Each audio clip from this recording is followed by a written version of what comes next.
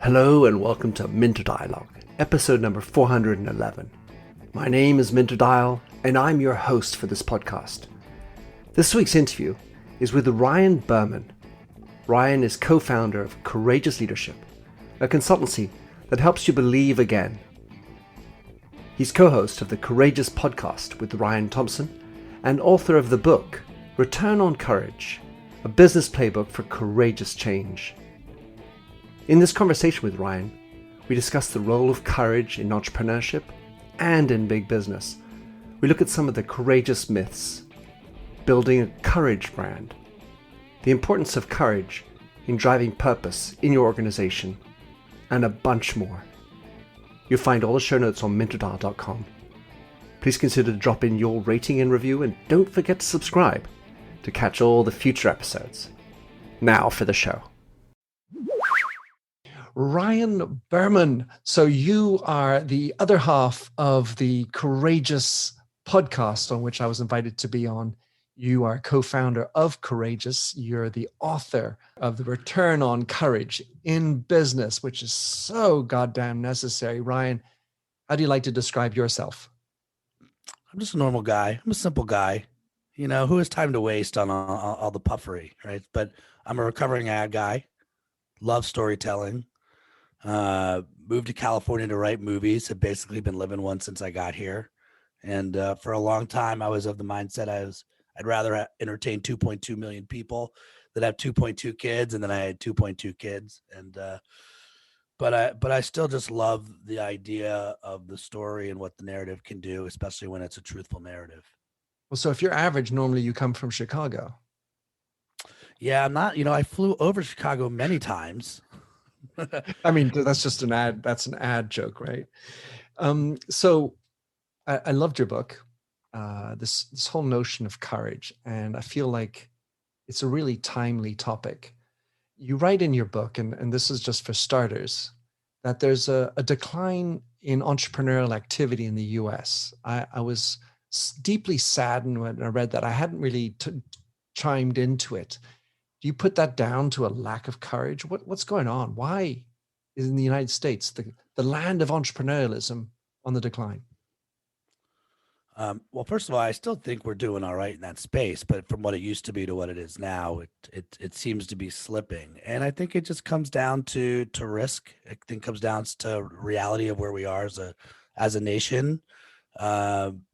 But I do think there's still this feeling that, and it's cliche for a reason, that anything is possible here in the States. But yeah, it does come down to courage, and it does come down to taking risks. And, I'm on record saying if you're risk averse, unbeknownst to you, you're courage averse. And companies that have risk management departments, I'm like, well, where's the courage management department? Like, it's the same conversation. It's a flip in the switch in the mind. And if you can get companies to think about seeing it that way, then maybe they can experiment a little bit more. Yeah, it's still a country where we call it capital venture or venture capital, because in France they call it capital risk.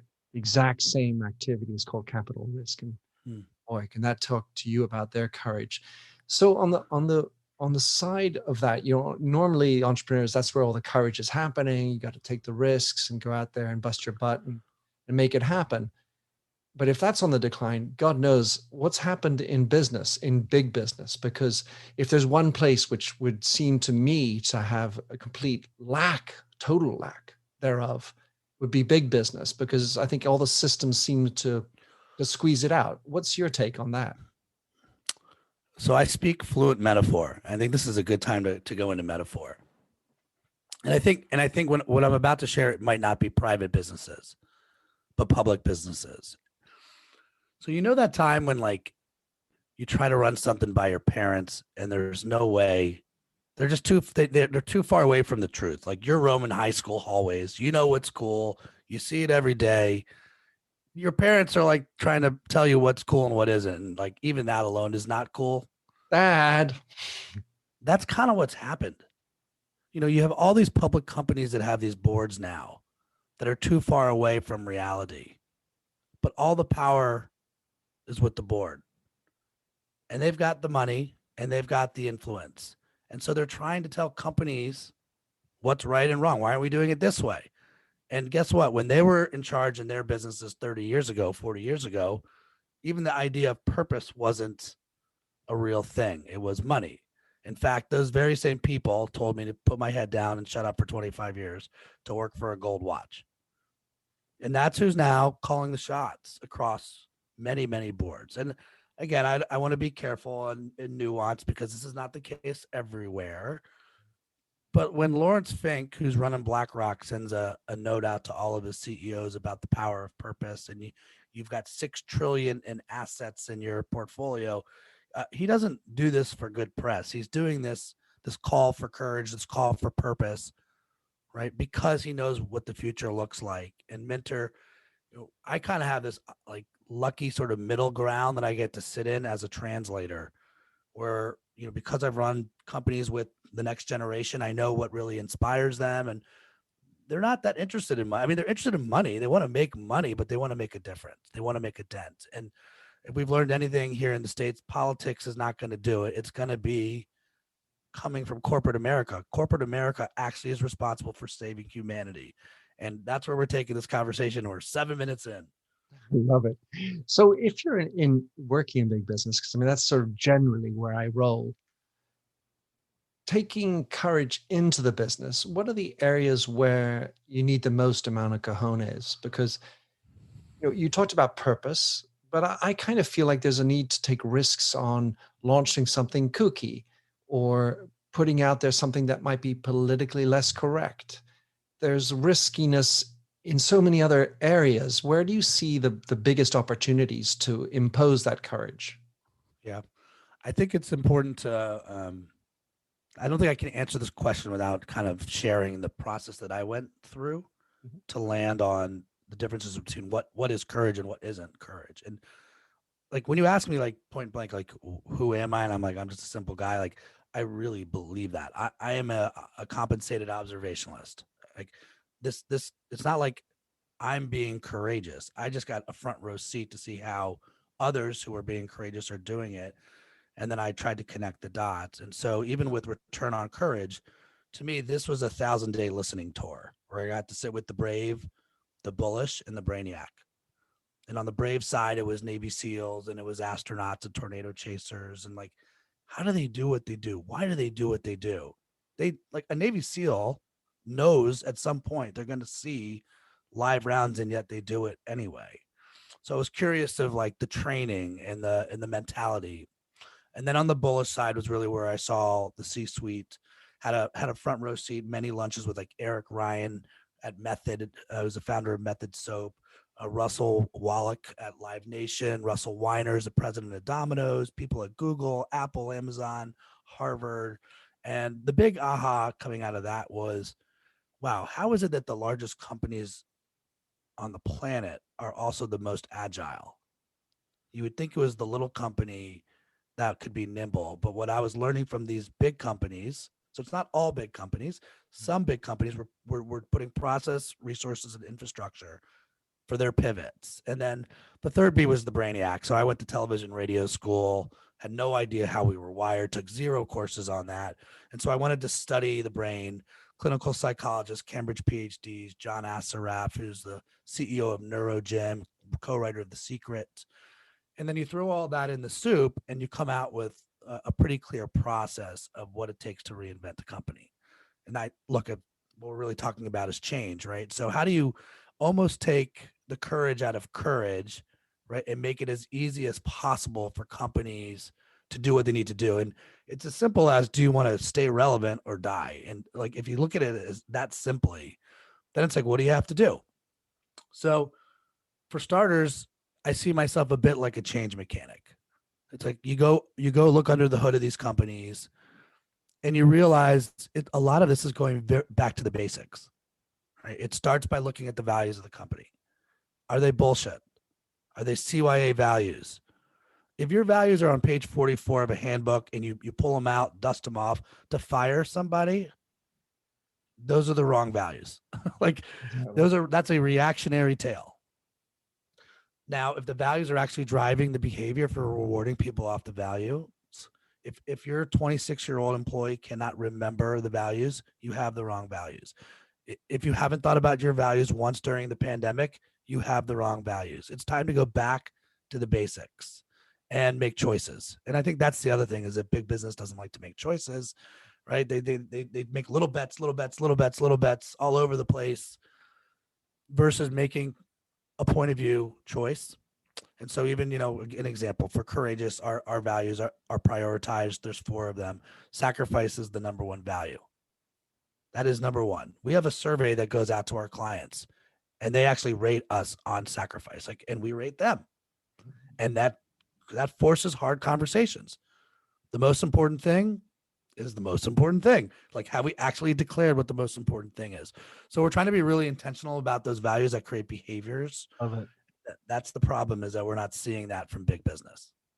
Yeah. So that notion of having the courage to take the big decision, the one that can piss off some of your clients, some of your distributors, but you're going to put your money where your mouth is. And in the story that I have, when I was working on Redken, the guy who ran the US business was a guy called Pat Parenti, and with some help from some amazingly intelligent people, we crafted with the entire team. So it was a collective decision. And as soon as we get into a sort of a consensual or collective, usually that's a warning sign for, oh shit, we're going very medium. But the decision that we had to take was to invest 80% of our resources in one of 4 categories. So ipso facto overinvest, and therefore underinvest in others. And how do you decide that? Because this one might be really profitable. This is the one that all our customers like. And boy, was that an interesting process, because we could have easily just from a boardroom decided it, but we enrolled the top 100 players in our team to participate in the making of the decision, so that when it came to implementing it, they were part and parcel of the decision. So I have to have my hat tip off to Pat for A, taking the plunge in terms of being courageous, and 2, in being courageous enough to delegate the decision, if you will, with the team, because that also takes courage to say, wait, they know what they're talking about too. Yeah, so, hopefully we've hired right. Do you really trust your team or not? Right, because that's a data point too. Totally. And so at the very top, you talked about truth, the ability to explain the truth, and how we sugarcoat, we feed people what we think they want to hear. It feels like that's also a big issue, both in small businesses, but certainly in big business. So you're bringing up like a touch the hot stove moment for me, and I'm kind of over the word leadership. The word, not the idea, right? Because for that exact same reason. So I think poor leaders turn leadership into cheerleadership, and they start rah-rahing to the team, and that could work with like your bottom 20%, but your top 20% see right through the bullshit and actually demotivates them. So, you got to remember I'm a writer, and so I'll make up words. I'm that guy. I have no problem doing that. I like the word believership. So I think the sole goal of leadership is believership, to make believers out of your team. And you probably remember 2 bosses along the way, right? The best boss and the worst boss. I have a lot more the latter. It's a reality, right? I mean, it's easier to spot the bad boss. Well, it's probably easier to spot both, to be fair, because it's sort of sad. We had a guest on our Courageous podcast who recently said, I think people aren't working for leaders anymore. They're working for bosses, because I don't see a lot of leadership out there. And so that is the opportunity. I mean, that is the opportunity. Now the question is, to your point, how do you make believers, really? And you even make believers or fake believers. And sadly, fake believers, they don't wear a t-shirt across their chest that says fake believer in the office. When you used to go to the office, they just nod and smile and collect a paycheck. And when you turn around, they're talking shit about the culture, and productivity starts to drop, and they tell everybody how they would do it differently. And so how do you make a believer? I think it goes back to, first of all, having something to believe in. Like, have we landed on our purpose? I think some of the basic courtesy respecting makes believers. I think once you have something to say, repeating makes believers. And I know this is incredibly annoying for leadership to say the same thing over and over again for 1,000 straight days. But your team is looking for consistency. They're looking for that. Okay, this isn't just an idea. This is a plan. We have been on this plan for 3 years. And then what I loved about the story that you shared is that, what a surprise in the sharing economy that this plan should be shared across the team. So if you've hired well, whether that's a shared decision or it's hey, this is not a shared decision, but this is going to be shared on the execution side. You need to know why we're doing the things we're doing. We're kind of back to the beginning. Like the whole point of the values also is to take the guesswork out of decisions and hopefully take some of the emotion out of the decision. So if you say you stand for innovation, right? That's our number 2 value in the company. It's not ours, but let's say it was. And then we see no risks. We see no innovation. We see no investment in that space. Then it's just talk. It's not real. And your smart people know that. When we talk about courage, the way you position it in your book is that you kind of create a process to eliminate the, let's say, the risk of it by knowing what you're doing, informing yourself. When you mention the Navy SEAL, it makes me think of another issue, which is when you have, and as you know, I've met many veterans of several wars.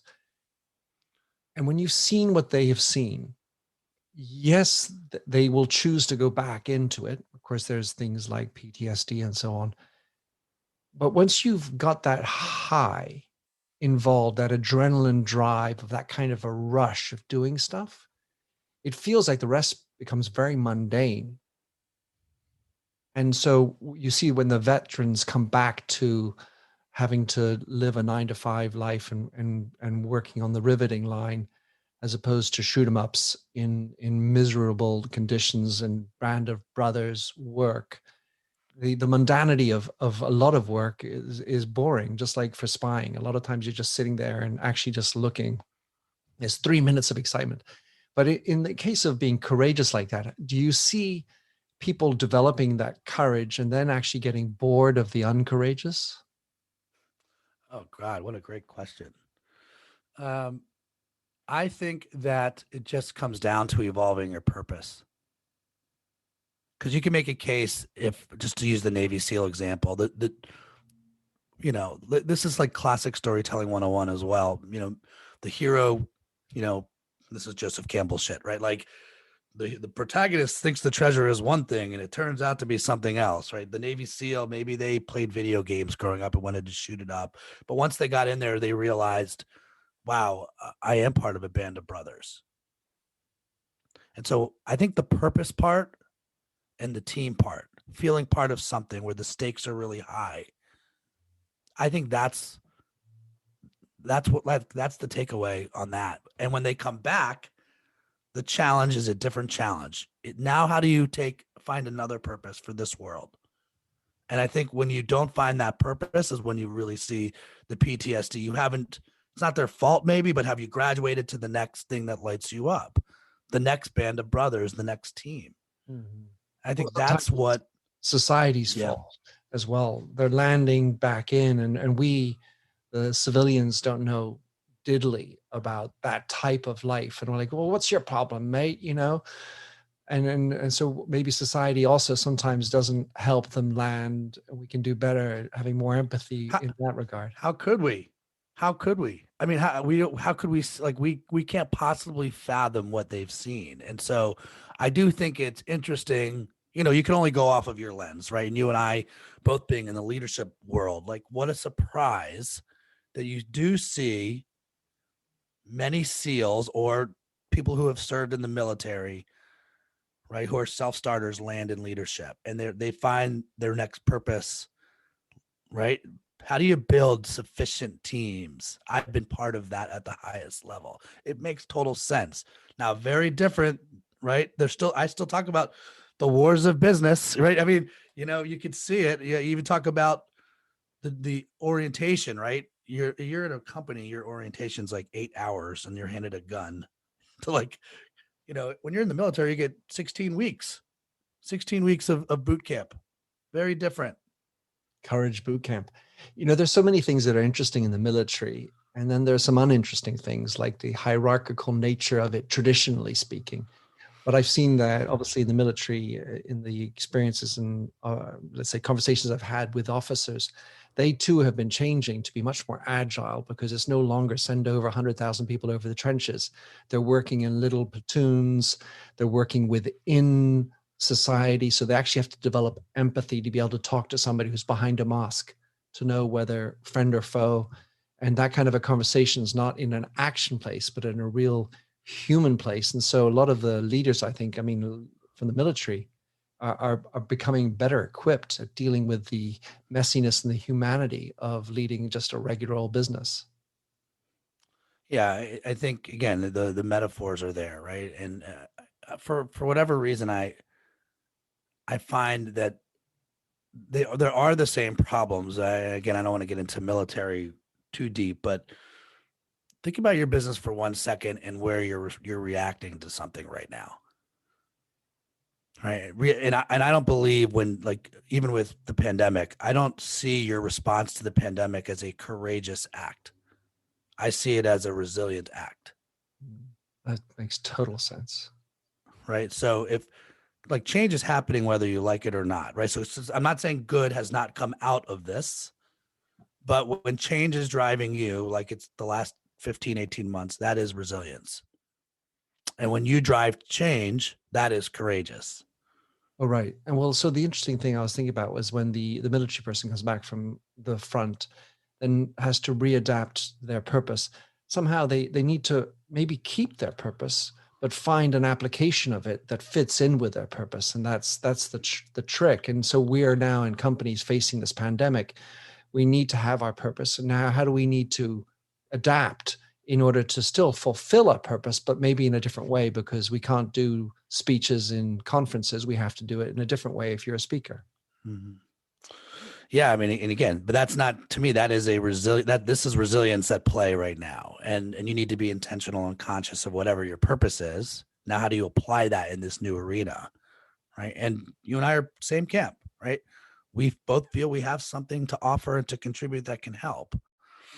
And just one more point on if you're listening and you run a budget, but you and I both came out of marketing, and you have a contingency budget right now, which some people would call your oh shit budget, right?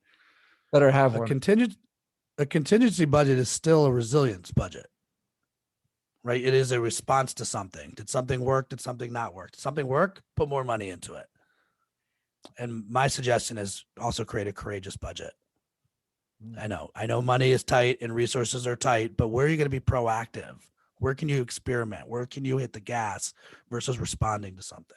Yeah, well, that's Pat's idea, that when we were at Redken was actually have the courageous budget, put 80% of our resources against one of 4 categories. And that was definitely an explanation, exploration of courageous budgeting. So Ryan, we're talking about truth just now. And it feels like that with truth and courage, there's also imperfection. And being truthful, truth and imperfection seem like strange bed partners. You talk about believership, and I really enjoyed that expression. Talking about trying to convert people into your believership, you were talking about the strength of the board. What are let's say, how would you try to bring along the board and your shareholders into the believership of your purpose? How does that process happen? Because they hold the purse string, they hold the power. Purpose, so that's a softie, that's a whatever thing. That I need hard facts and numbers. Purpose, Ryan. Yeah, I think this again, if your board is that far away from what the next generation demands, I would start there. And I don't want to lose your thought on truth and imperfection, because I think we're just talking about humanity, right? So again, one of the stories along the way for me and with Return on Courage. And I think the universe is a funny place that literally my first in-person interview was with an astronaut named Loretta Hidalgo. She's a founding astronaut of Virgin Galactic. So she was up the road for me in California. This is back in 2015 when I started the research process. And at this point, I have my own fears. You know, I'm not qualified to write a book. I've never done that before. The least qualified one in my family by far. If there was Family Feud, I'd be the last one on the list. Do you guys have Family Feud over there? No, but at least I know what it is. We've actually done some family feuds for family Zooms during the pandemic. So definitely everyone in my family is aware, but that doesn't mean everyone else is. But Google it. Okay. Anyway, it just means that I was very afraid to write that book. And then layer on the fact that I was afraid, like, don't ask the astronaut a stupid question, right? Let me make sure I look smart to the astronaut. And as I get up there, when you could do in-person lunches, before my tray had even hit the table at lunch, he says to me, "So, what makes you qualified to write a book about courage?" Well, touche, astronaut. You know, it's like, well, I have been writing pithy one-liners on, you know what I mean? Like pithy one-liners on Twitter for a living. That's pretty courageous. And she's like, no. You need to go. Like, I didn't tell you to write this book. That's not what I said. That's what you heard. And you part of your journey needs to figure out why you're writing this particular book. And she proceeded to tell me that her definition of success was when there's no daylight between the personal you and the professional you. Love that. God, that's a great, I need to quote that one, Ryan. It's so good. And, you know, that's the one that had me driving back in silence with my knuckles in the 10-2 position back from Orange County. And I realized that this book wasn't about what I thought it would be. And I was writing the book because I needed it first. And so I think, to go back to your actual question, what moves people? What drives people? Why are we chasing relevance? It's humanity. You know, it's real. It's not the bullshit. It's not the money. The money is if you do it right and you truly serve, the selling part comes. It's not a line. It's a real thing. And you have this whole generation of workers that if they're not inspired by you, leader, and they're really good, they're going to go work somewhere else. They're going to find something else to do. I always joke that the next generation, they want to have their cake, they want to eat it too, and they want the cake to be gluten-free. And your job as the leader is to create that environment where they actually are inspired by the work you're doing. It's not a hoodwink. And so you got to go back up to your board and try to teach them what this really is driving the world. That generation of worker, if you don't want to have an attrition problem on your hands, you need to articulate, like, they think we messed up their world. And the good ones are going to do what they need to do to solve it and to fix it. And they think if you're not part of that, like if you're just going to work your 8 hours as a robot and then do it at home, you're missing the mark of what's possible. And that we're kind of full circle back to the Lawrence Fink note to the CEOs about, like, again, it's not about the press. It's like, this is the reality. Like, where's the impact that your business is making? Are you truly serving? Are you making the world better? Because if not you, it's going to happen out of a garage from somebody. It's not about the competitors you see now. It's the one you don't yet, with the hooded sweatshirt people plugging away to try to make the world a better place. So that's why we need to, there's a sense of urgency now to put a sensible plan in place to evolve forward. That's where the courage comes in. So I had a number of thoughts scurrying around my head. And so I read Gallup said that in 2016, something like 27% of people left their job the year before in the United States voluntarily. And the thing that's going through my mind, and this is part of like a truth-telling side, is I think we have very soft, thin skin in business. And so while it is the leader's job to make the 27% stay, if you will, I also feel like this whole idea of ethics of work, it's a bad word almost, you know, and hardship and doing the shit. No, I don't need to do that. I look at my intelligence, look at my big degree. I want to do things that are meaningful and purposeful from day one. I want to be the CEO day two. And somehow we're not allowed to say these things because Johnny's perfect and Johnny's allowed everything. Yeah, just look, I feel like my mantra is patiently relentless. I think you're spot on. Like, not everybody should be branded as special. And sometimes we're doing that. It's what is it, the snowplow parent is what we call it here. It's like just laying down the path. And to your point, yeah, it's going to take hard work. It's just because you have a degree, the MBAization of everything is kind of an issue. So how do you? To me, it's like, let's go back to the beginning. If you're looking for a job for a first timer, you're really not looking for a job. You're looking for a mentor who can teach you the way the world works a little bit. Someone that you can honestly speak truthfully to. And that is the problem, is that there's so much fronting and we're so afraid.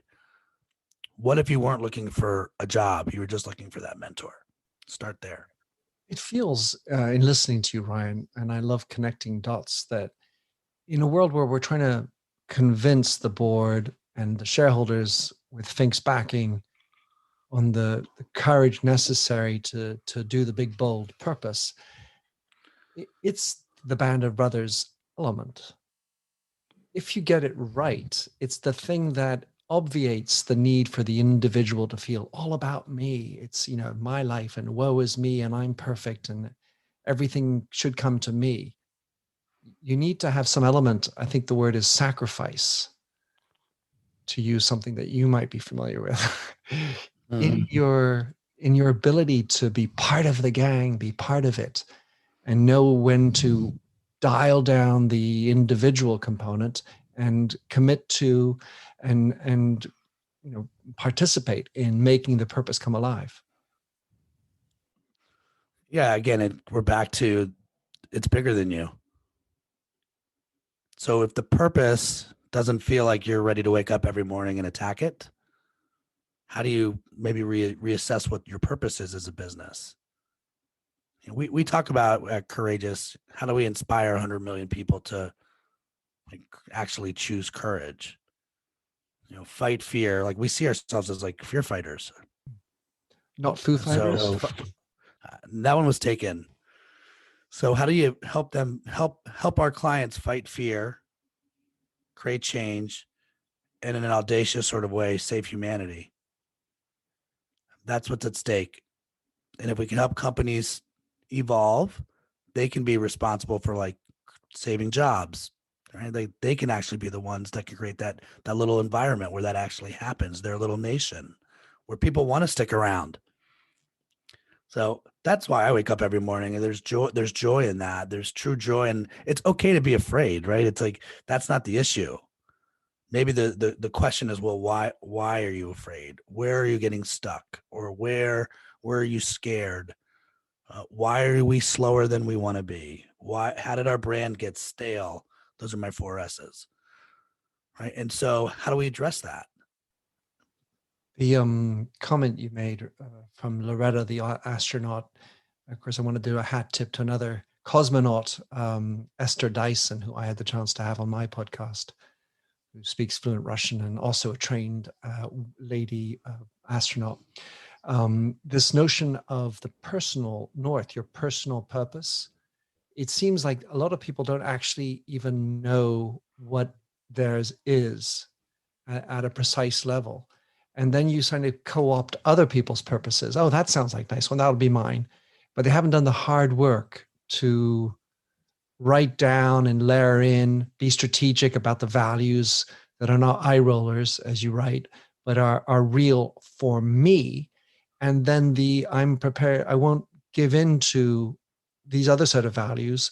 I have to make an alignment with the ones that I hold dear and make sure there is some kind of overlap with the organization I'm working with. And if there isn't, you've misaligned and you should self-select to leave. And I think that's a good reason to leave, as long as you've done the hard work. But if you haven't done the hard work and you're just like, I'm going to go now, then you're not going to be satisfied. You're next on the other side of the hill. Yeah, I think we have a lot of work to do on ourselves.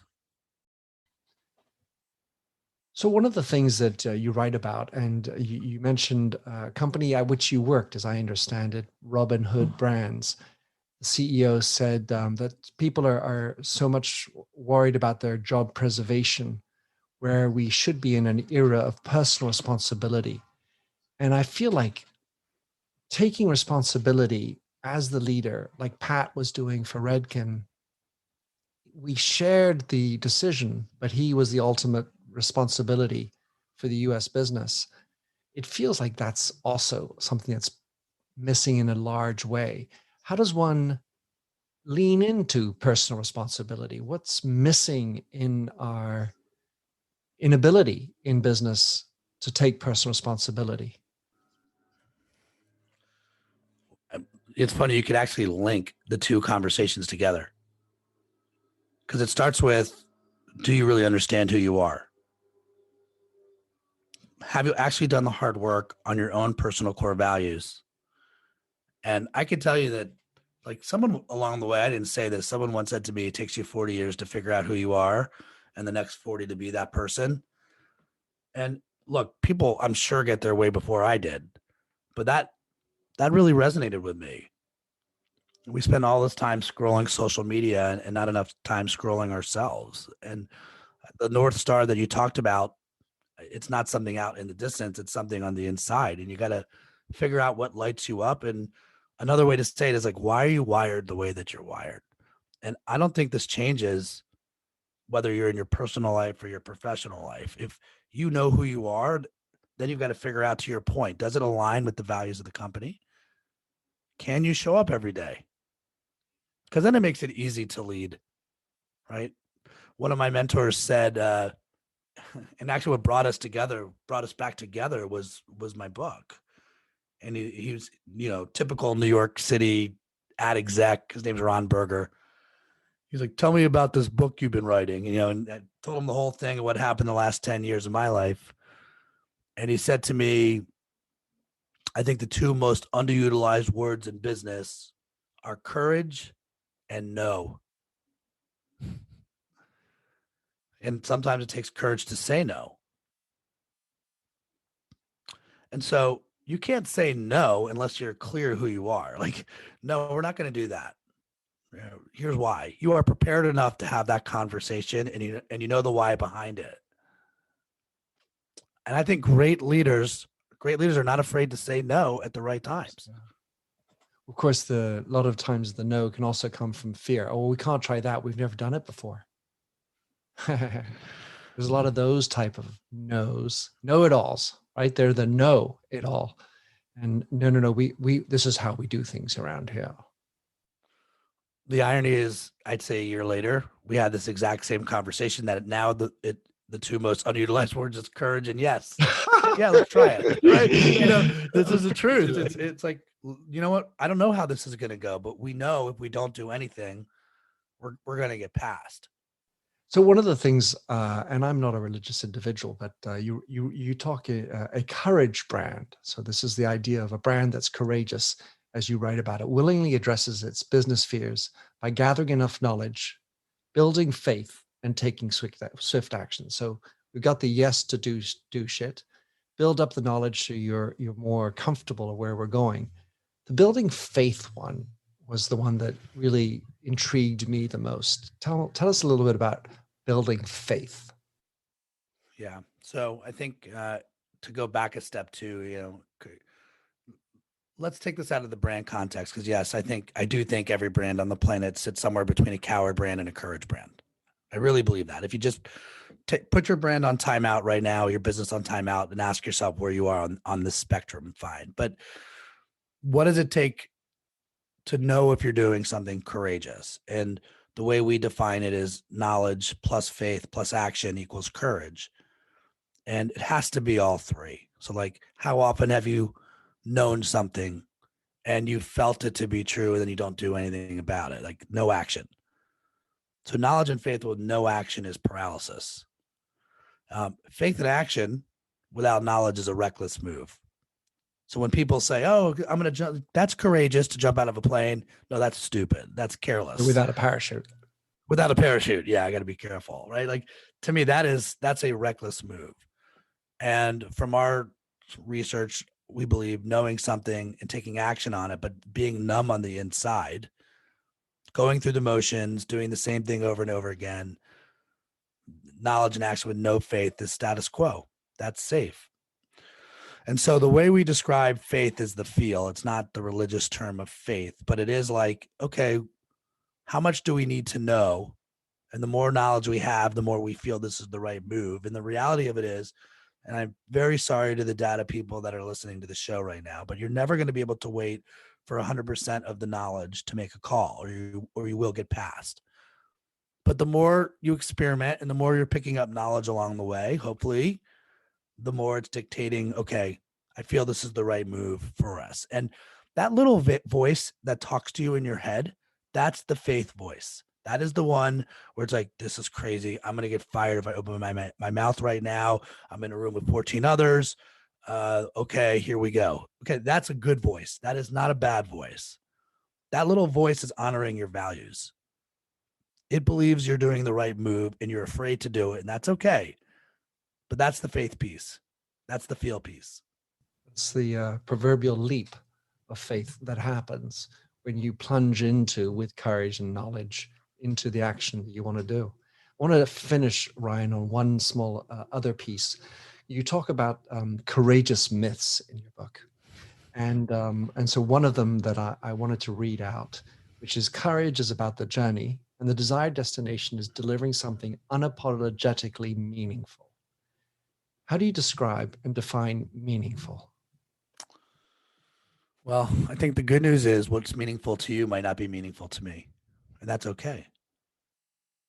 Right? Just like not every product in the world is for everybody.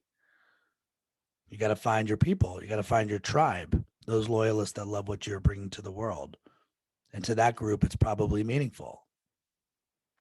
So yeah, I see the destination of courage is to land on something meaningful. But the reason it's a myth is because of sometimes the media and sometimes movies treat courageous acts like a cherry on top moment when it's anything but. It is that hard work we talked about in the messy middle where you do need to say no, or you might need to say yes, but it's all rooted in the truth. It's all rooted in your values. And just to put another little pin on faith, both of us are storytellers. We come out of marketing. I like to say no feel, no deal. So that's the faith part. We're not robots. The robots have not taken over yet. So the importance of how do you motivate your board is by keeping it real, being emotional, and bringing the feel. Did you actually nail the part that moves people? So if you can move people, then you can move mountains. And it's not doing it for the wrong reasons. It's like, okay, does our purpose actually have a rally cry in it? Can you feel the rally cry and the why? That people want to wake up every day, work together to solve whatever feat you're trying to solve. That feels like a good place to end our conversation. Ryan, thank you so much for being on the show, dialed in from California. Tell us how people can track you down, hire you, of course, buy your book. What's the best way to follow you, Ryan? Start at ryanberman.com and see if you like the content. And if you want the book, even returnoncourage.com or at Amazon.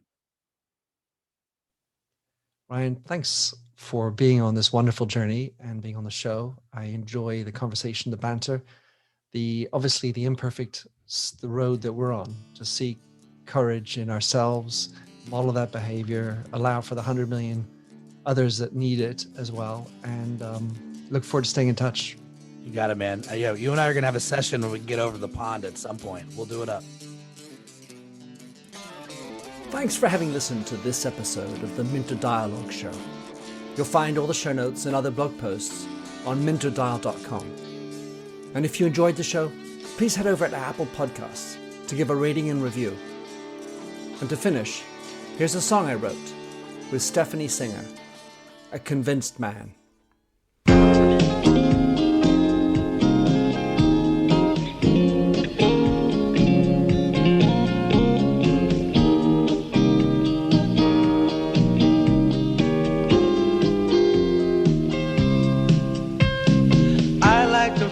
of a stranger tucked around me, precipitating the danger to feel free. Trust is the reason, still I won't toe the line. I sit here passively, hope for your respect, anticipating the thrill of your intellect. Maybe I tell myself there's no use in me lying. I'm a convinced man building an urge. I'm a convinced man to live and die submerged. A convinced man in the arms of a woman. I'm a convinced man, challenge my fate. I'm a convinced man, competition's innate. A convinced man in the arms of a woman. Despise revenges and struggle with deceit. Live for the challenge so life's not incomplete. What's wrong with challenge? I know soon we all die. I like the feel of a stranger tucked around me, precipitating the danger to feel free. Trust in my reason and let me show you why. I'm a convinced man practicing my lines. I'm a convinced man here in these confines. A convinced man in the arms of a woman. I'm a convinced man, admit to the test. I'm a convinced man, I'm ready for an arrest. I'm a convinced man in the arms of a woman.